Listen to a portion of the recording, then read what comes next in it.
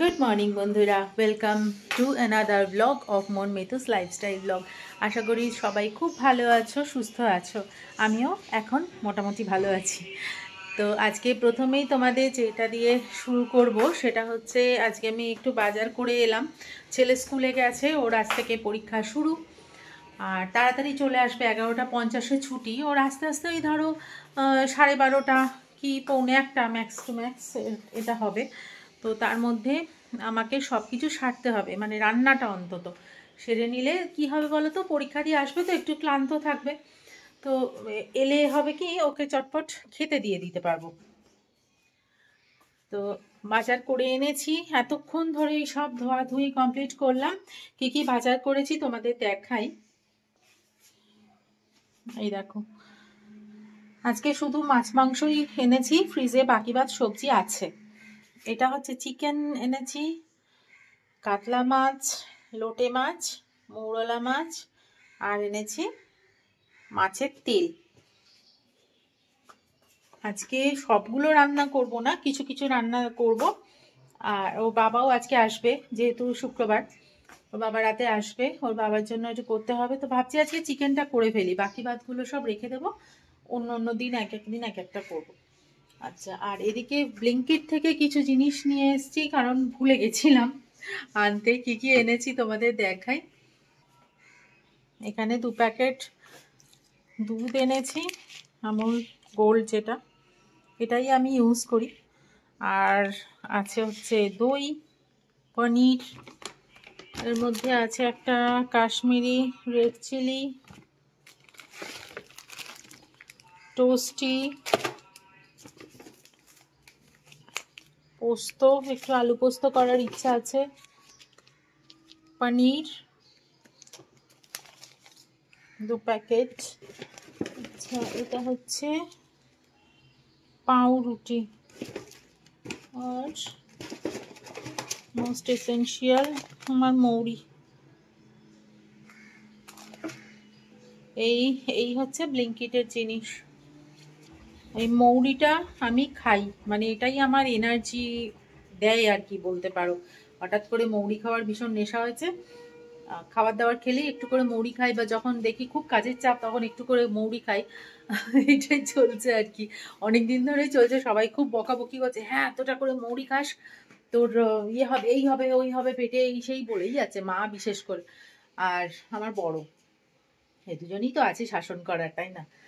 তো যাই হোক, এখন চলো তাড়াতাড়ি করে শুরু করি কাজকর্ম। ওদিকে ওয়াশিং মেশিনে কাচা বসিয়ে দিয়েছি জামা কাপড়, আর হয়ে যাবে। আর আধ ঘন্টা বাকি আছে। এবার আমি রান্নার দিকটায় যাই, কারণ প্রচুর দেরি হয়ে গেছে এই মাছ মাংস ধুতে গিয়ে।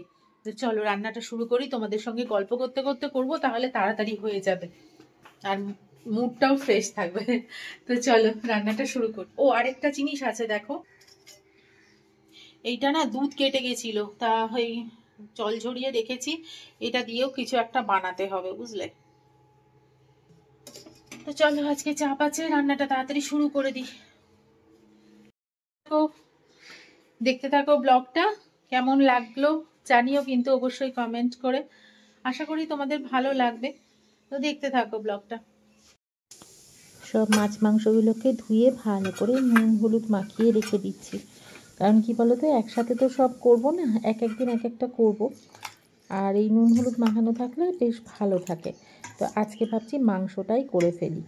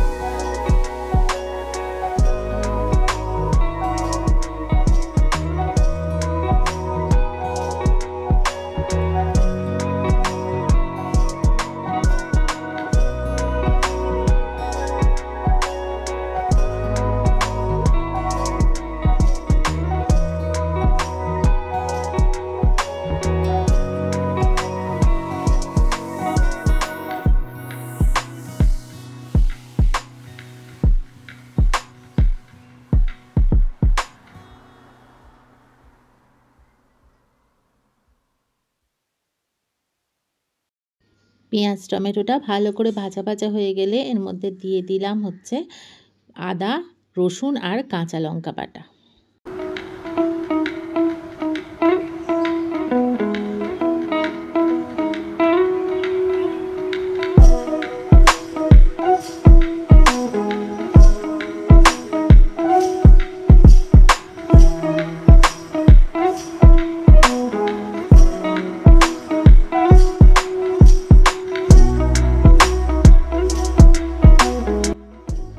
এবার নর্মাল গুঁড়ো মশলার পালা।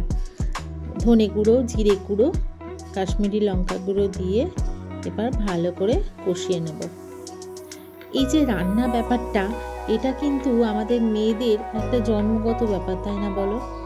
আমরা হাতে ধরে কিন্তু আমাদের কেউই রান্না শেখায় না, অথচ যখন নিজের সংসারে আসা হয় তখন কিন্তু সবাই আমরা যে যার মতন রান্না পেরেই যাই। আমার মা কিন্তু কোনোদিনই আমাকে হাতে ধরে রান্না শেখায়নি, কারণ সত্যি কথা বলতে বিয়ের আগে আমাকে সেরকম রান্না বান্না কোনোদিনই করতে হয়নি। মা করতো, দিদা করতো, সবাই করতো, আমি খাওয়ার জন্য ছিলাম। তো যাই হোক, যখন শ্বশুরবাড়ি গেলাম তখন সেখানেও খুব একটা বেশি রান্না করতে হয়নি, কিন্তু টুকটাক কাজকর্ম যেগুলো আছে সেগুলো তো করতেই হয়, না হলে তো আবার সংসারে কিছুই শিখে আসা যায় না। তো যাই হোক, আমাকে হাতে ধরে কিন্তু কেউই রান্না শেখায়নি। আমার যেটা খেয়ে মনে হয়েছে যে হ্যাঁ এই ধরনের করে আমাকে করতে হবে রান্না, এর মধ্যে কি কি মশলা আছে আস্তে আস্তে চেষ্টা করে বুঝে বুঝে করা শুরু করেছি। প্রথম হয়তো সেরকম টেস্ট হতো না, কিন্তু এখন বেশ ভালোই টেস্ট হয় আর মনে হয়, কারণ কি বলতো, সবাই খেয়ে বলে আর কি। আর প্রথমে সত্যি কথা বলতে আমার হাজবেন্ড, যখন আমি প্রথম এলাম বলতে কলকাতায় এলাম, তখন আমার হাজবেন্ড বলতো যে এই রান্নাটা ভালো হয়নি, এটাতে এই কম হয়েছে, ওটাতে ওই কম হয়েছে, এরকম আমাকে শুনতে হতো। তখন মনে মনে কিন্তু বেশ ভালোই রাগ হতো। তো কিছু বলতাম না, ভাবতাম যে হ্যাঁ হয়তো আস্তে আস্তে শিখে যাব, কিন্তু তখনও কেউ চিন্তা করতো না যে ও জানে না, এতদিন ধরে ও হয়তো করেনি, এখন একটু সময় লাগবে। কাজেই তারপরে চেষ্টা করে নিজে এটা ওটা করতে বলে না, এক্সপিরিয়েন্স ম্যাটার্স, সেটাই হচ্ছে আসল কথা। এখন ভালোই এক্সপিরিয়েন্স হয়ে গেছে, এখন আমি যে কোনো রান্নাই সুন্দরভাবে করতে পারি। আর এখন সেই হাজবেন্ডই এখন খেয়ে বলছে যে তোমার হাতের রান্না খুবই ভালো। আর যেটা বলে সেটা আর বললাম না। যাই হোক, মোট কথা এখন আমার হাতের রান্নাটাই ওর কাছে সবথেকে ভালো লাগে, এটাই একটা বড় পাওয়া। হ্যাঁ, অনেকে হয়তো স্বীকার করে না, অনেকে হয়তো বলে যে না তোমার রান্না এখন, আমি রান্নায় অনেক সময় অনেকেই বলেছে যে আমি রান্নায় নাকি খুব সস দিই, তারপর আমি রান্নায় খুব অনেক মশলা ইউজ করি, ওই জন্য আমার রান্না টেস্ট হয়। এইসব কথাবার্তাও শুনতে হয়েছে বা হয়ও। তো যাই হোক, সেই শোনার পরেও যখন নিজের লোকটা বলে যে তোমার রান্না সবথেকে ভালো, তুমি কম মশলাতেও এত সুন্দর করে রান্না করো, এত ভালো লাগে খেতে, তখন শুনতে কিন্তু বেশ ভালো লাগে। যাই হোক, সেটাই বলছি আর কি, যে মানুষের অভিজ্ঞতার কত দাম দেখো। আগে যখন কোনো অভিজ্ঞতা ছিল না, তখন যে জিনিসটা পারতাম না, এখন আস্তে আস্তে সেই জিনিসটাতেই পটিয়সী হয়ে উঠেছি। তো এই রকমই আর কি, আমাদের গৃহিণীদের সব কিছুই শিখে নিতে হয়। সে তুমি বাপের বাড়িতে যতই আরামে থাকো, যতই কোনো কিছু না করতে হোক, শ্বশুরবাড়িতে এসে ঠেলায় পড়ে আমরা সবই শিখে যাই, নিজে থেকেই শিখি, কেউ আমাদের হাতে ধরে শিখিয়ে দেয় না, আর শেখাতে গেলেও সেখানে মুশকিল হয়। তো যাই হোক, নিজেদের ঠেলায় পড়ে আমরা সব কাজটাই করতে পারি, এটাই হচ্ছে ব্যাপার। আসলে কি বলো তো, নিজের মানুষ কষ্ট দিলেও যেরকম বেশি কষ্ট হয়, সেরকম নিজের মানুষ যখন প্রশংসা করে তখনও বেশ ভালো লাগে, তার থেকে বেশি আনন্দ আর কিছু হয় না। যাই হোক, এই তোমাদের সঙ্গে কথা বলতে বলতে দেখো মাংসটা ভালো করে কষিয়ে নিলাম। আর আরেকটা জিনিস তোমাদের সাথে শেয়ার করি, সেটা হচ্ছে মাংস যখনই কষাবে না, তখন একদম হাই ফ্লেমে দিয়ে কষাবে, বিশেষ করে চিকেন হাই ফ্লেমে দিয়ে কষালে দেখবে তার টেস্টটাই কিন্তু আলাদা হয়। আর এবার এখানে আমি যেহেতু আজকে ভেবেছি একটু ওই প্রেশার কুকার মাংস, যেটা একটু মাটনের মতন খেতে হয়, ওটা করব। তাই জন্য ভালো করে কষিয়ে গরম জল ঢেলে তারপর ওটাকে প্রেশার কুকারের মধ্যে দিয়ে দিচ্ছি। এবার দিয়ে বসিয়ে জাস্ট একটা সিটি দিয়ে বন্ধ করে দেবো। তারপরে টেক্সচারটা তোমাদের আমি দেখাবো।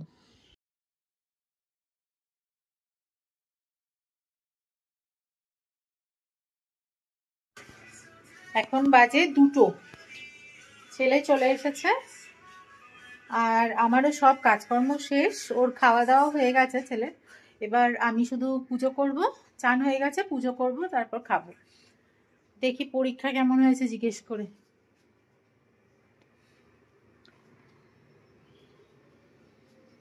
কিরে, পরীক্ষা কেমন হয়েছে?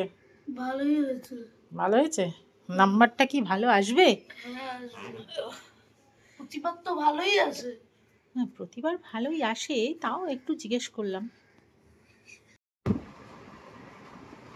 চিকেনটা কেমন হয়েছে সেইটা তোমাদের দেখাবো। আগে পুজোটা করে নিই, তারপর তোমাদের দেখাবো চিকেনটা কেমন তৈরি হলো। যতই বলুক এখনো কিন্তু শিওর নয়। আর এই যে কি বেরিয়ে আছে না, এখনো শিওর নয় যে কেমন হবে। যাই হোক, তোমরাও জানতে পারবে কেমন রেজাল্ট হলো, তাই তো? ঘুম ঘুম পাচ্ছে নাকি? ঘুমিয়ে নে, এরপরে তো টানা 1 সপ্তাহ পরীক্ষা, একটা দিনও ছুটি নেই, পরপর পরপর পরীক্ষা।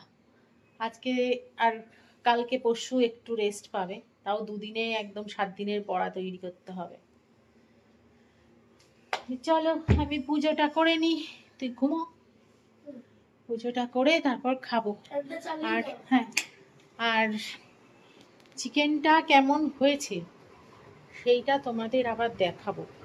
আসলে কি বলতো, এখন পরীক্ষা তো একটু হালকা হালকা খাবার খাওয়ানোর চেষ্টা করছি, কারণ ওর শরীরটাও খুব একটা যে জুতে তা নয়, একটু একটু খারাপই হয়েছিল। সেই যে মাঝখানে ডাক্তারের কাছে নিয়ে গেছিলাম, তো তোমাদের সঙ্গে হয়তো শেয়ার করা হয়নি ওই সময়টা। তো কাজেই ওকে একটু হালকা পাতলা খাওয়াতেও হবে, আবার খুব হালকা খেতেও চায় না, বেশ একটু রেড রেড কালার হবে তবে ও খাবে। তো সেই জন্যই বুদ্ধি করে ওই প্রেশার কুকারে চিকেন করেছি। ওটা খুব অল্প তেল দিলেও বেশ মনে হয় যেন অনেকটা তেল, টক দই দেওয়া আছে। তো সেই চিকেনটাই করেছি, ওই চিকেনটা দিয়ে ভাত খেয়েছে এসে শান্তি করে। আর সত্যি কথা বলতে কেন জানি না ওদের স্কুলে এখন একদম ভালো খাবার দিচ্ছে না। আগের দিন খেয়ে এসছে অনেকগুলো বাচ্চা পরপর, মানে শুনতে পাচ্ছি, আমাদের একটা গ্রুপ রয়েছে, ফেসবুক গ্রুপ, তারা সবাই বলছে যে এরকম শরীরটা খারাপ হয়েছে, শরীরটা খারাপ হয়েছে, সবারই হয়েছে, ওরও হলো, জানি না কি খেয়েছে। তো যাই হোক, আবার আজকে এসে বলছে মা একটা ছোট্ট স্যান্ডউইচ দিয়েছিল, মানে ওদের ডে বোর্ডিং ওখানেই খাওয়া দাওয়া। তো বলছে মা একটা ছোট্ট স্যান্ডউইচ দিয়েছে, তার স্যান্ডউইচটা কেমন একটা গন্ধ, আমি খেতে পারিনি। এবার সেই ধরো সকালে গেছে 6:30, 6:30 থেকে পুরো না খাওয়া, আর এই এখন বাড়িতে এলো 1:45, 1:45 পরে খেয়েছে, মানে চান টান করে খেতে খেতে তাও ধরো বেজে গেছে প্রায় 1:10-15, ওই খেলো। এবার এতক্ষণ গ্যাপ তো পেটে গ্যাস হয়ে যায় আমার মনে হয়।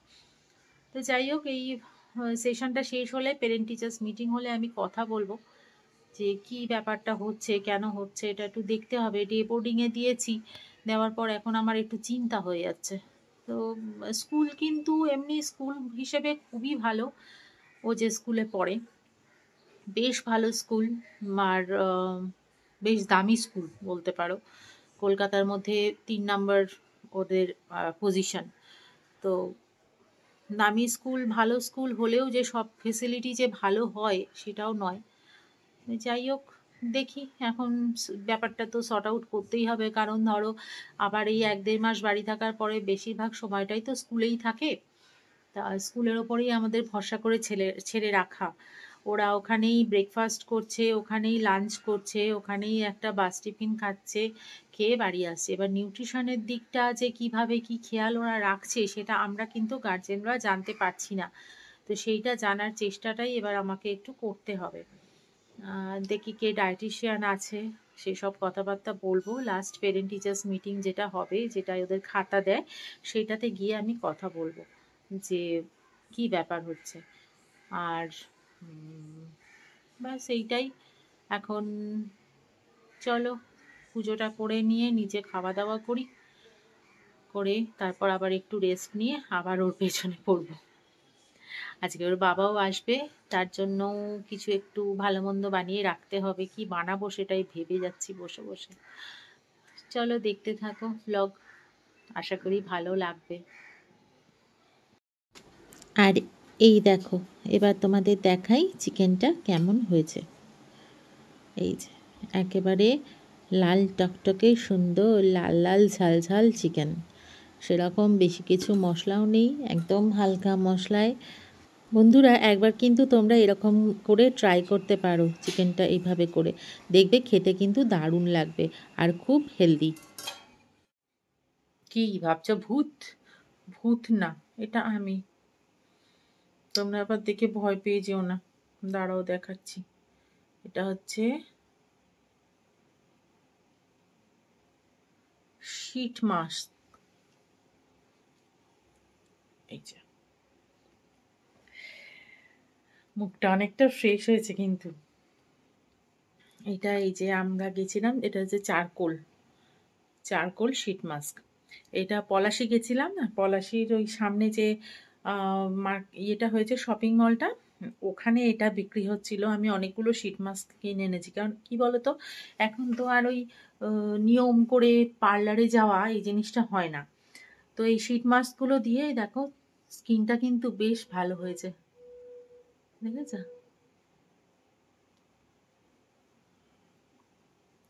একটু তো যত্ন করতে হয়, তাই না বলো? একদম যত্ন না করলে তো হয়েই গেল। 40 বছর তো পেরিয়ে গেল, তো একটু যত্ন তো করতেই হবে।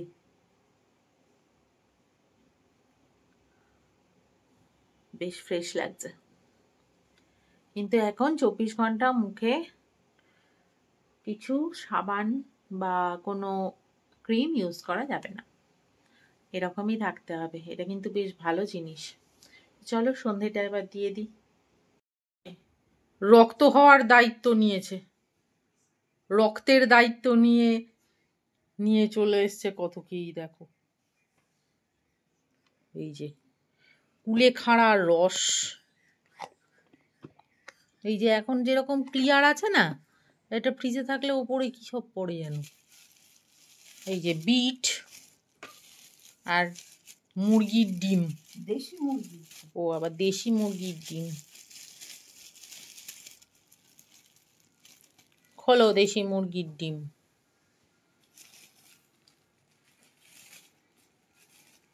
আমার রক্ত হইয়েই ছাড়বে।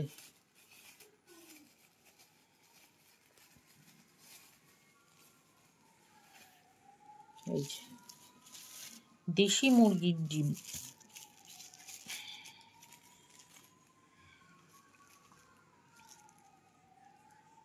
দেখেছো?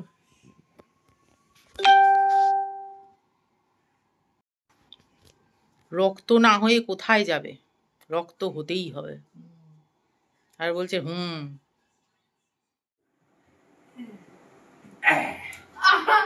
অবস্থাটা দেখো, এত বড় ছেলেকে বাবা পিছে নিয়ে ঘুরছে।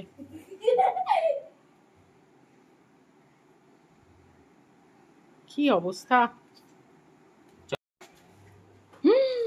এই পড়ে যাবি, এই ছেড়ে দাও বাবা, ওরে ছেড়ে দাও, নামিয়ে দাও, ওরে নামিয়ে দাও, ওরে নামিয়ে দাও। গেল রে,